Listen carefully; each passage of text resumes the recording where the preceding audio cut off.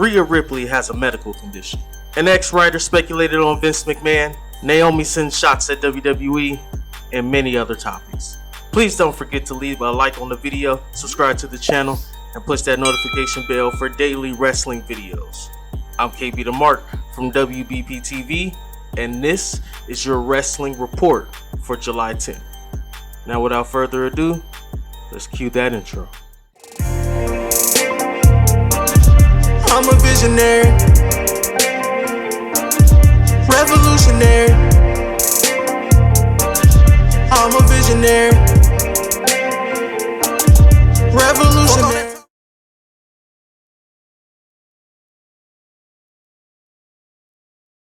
WWE has announced a new Summerslam match for the Undisputed Tag Team Championships. The Usos will go up against the Street Profits to defend their titles. This is a continuation of Money in the Bank. The Usos won the match of the night, but it was a contentious victory because Montez Ford's shoulder was up when the referee called the pinfall.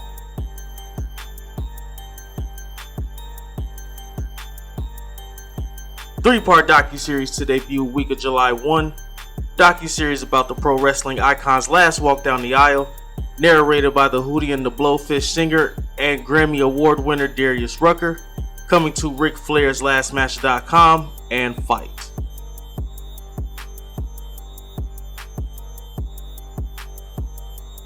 In September 2021, WWE moved away from recruiting and signing indie wrestlers as they rebranded NXT to NXT 2.0.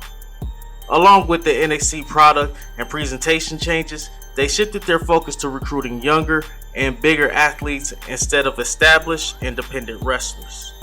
There was a lot of concern with this new strategy in signing new talent.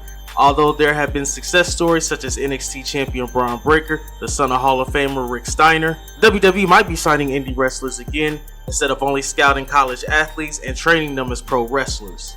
In the latest edition of the Wrestling Observer newsletter, Dave Meltzer reported that WWE has contacted a number of independent wrestlers to see if they're interested in attending the next set of tryouts. Meltzer wrote, "While the idea is still to recruit good-looking college or other athletes and train them to be wrestlers, they have contacted some indie talent for tryouts in Nashville over SummerSlam week."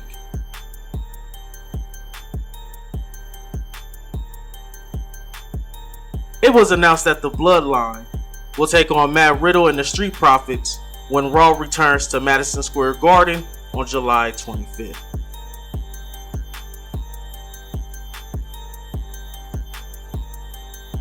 When the COVID-19 pandemic struck in 2020, WWE downsized across the board, including talent, employees, and producers. WWE began bringing back some producers after returning to live event touring a year ago, but not as many as they did before the pandemic. According to PW Insider, there was a big push for more producers to be added after WrestleMania 38 because of the workload and the time the company expects of them. The report noted the company recently instituted some budget cuts, so Curtis Axel and Arya Davari, who have been working as producers on a probationary basis, are no longer being brought in. This was said to have made workload harder for the rest of the producers. With the cutbacks, some producers have been dropped, at least in the short term, and the remaining producers are said to be extremely overworked.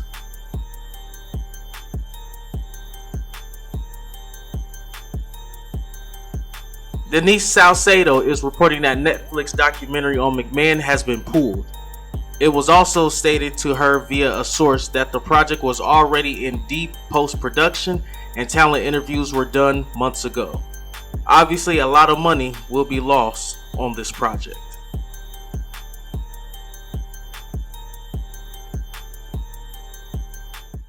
Penelope Ford has only worked 2 AEW matches in 2022 and hasn't wrestled in a long time. One fan assumed she wasn't being used because AEW President Tony Khan had given up on her. However, Khan clarified Ford's status with AEW in a tweet response to this fan, stating that Ford is currently not cleared for in-ring action. Khan did not go into detail about Ford's injury. He wrote, "Not at all, total opposite in fact. She's a great wrestler and I can't wait until she's medically cleared to come back. She's been in some classic AEW matches and hopefully she'll be in many more."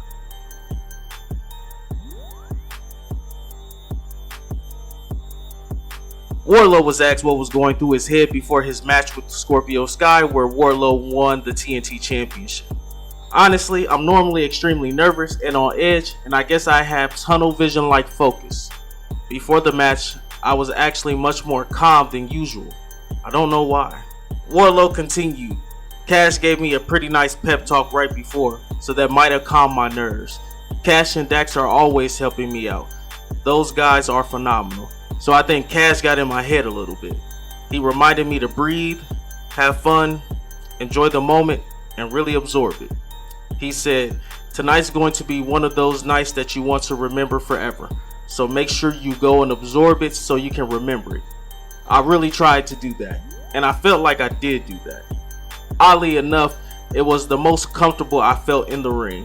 The only time I can recall this happening was with CM Punk. It was kind of the same experience. That match and this match were the only two times I really looked around the crowd, looked at people, interacted with people, and absorbed the moment and really had fun in the match.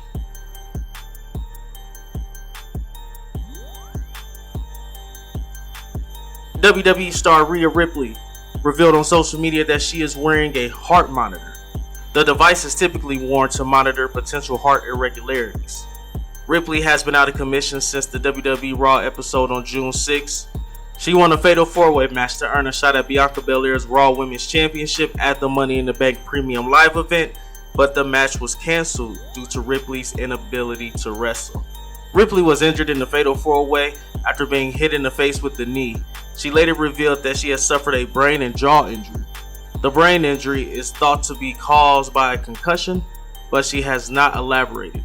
Her jaw injury necessitated the need for dental work.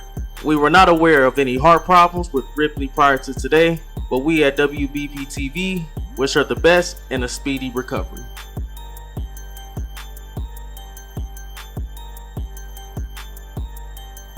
Naomi hasn't said much since she and Sasha Banks walked out of WWE last May, but her latest post on Instagram is sure to get some people talking. Naomi reposted this quote: "The moment you put a stop to people taking advantage of you and disrespecting you is when they define you as difficult, selfish, or crazy. Manipulators hate boundaries."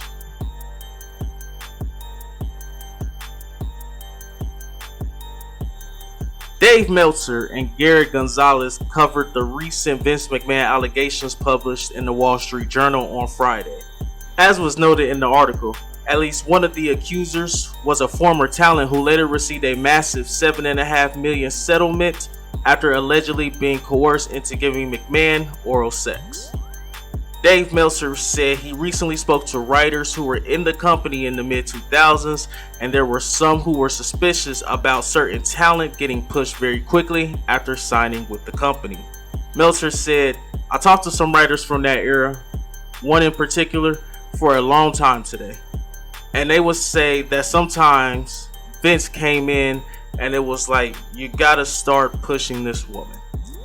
And it's not told to them that Vince is sleeping with them or anything, but when you get this directive that you have to push this woman who clearly wasn't ready in the ring, wasn't ready talking wise, wasn't over, and you start asking questions.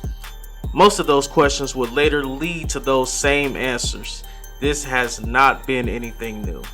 On the allegations by the paralegal, Meltzer said, "People in the company certainly knew of who she was and that story when it was going on because they saw her rise to the top. In her case, she never applied for a job there. She met Vince at Vince's place of residence, which is the Trump Hotel, his penthouse in Connecticut, and where she apparently lived as well, and Vince offered her a job and was going to increase her salary from $100,000 to $300,000, and I guess bells would have went off with that kind of raise, so it was only $100,000 to $200,000, which still some bells went off." She's also alleged to have been moved out of one department to the assistant of John Laurinaitis, and I guess the allegation is that John Laurinaitis had an affair with her and she was paid $3 million to keep quiet. That was all very recently. Most of these other cases are the mid-2000s, the Diva Search era. On the wrestler who was demoted in 2005 and later received the $7.5 million payout, Meltzer said, "I've been told 2 names. I'm not going to be talking about names because it's not really fair to the women. There's a very familiar ring to the story. I know one writer who told me 1 name. It is that Diva Search era people that a lot of them came and went very quickly.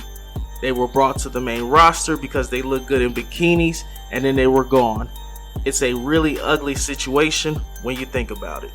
Meltzer pointed out how the story of McMahon forcing oral sex to the ex-wrestler fits a pattern because McMahon was alleged to have done the same thing to Rita Chatterton in 1986. The other allegation reported by the Wall Street Journal about McMahon sending unsolicited nude photos line up with the story about alleged sexual assault at the training salon in Boca Raton, Florida. What do you guys think about the news? Please don't forget to slap the like button on the video, and while you're at it, suplex that subscribe button. I'm KB the Mark, signing off. Till the next one. I started with nothing and came out a king. I've been the one that's been ballin' for rings.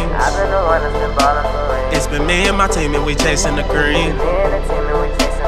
My team be the shit, we ain't ballin' for free. My team be the shit, we ain't ballin' for free.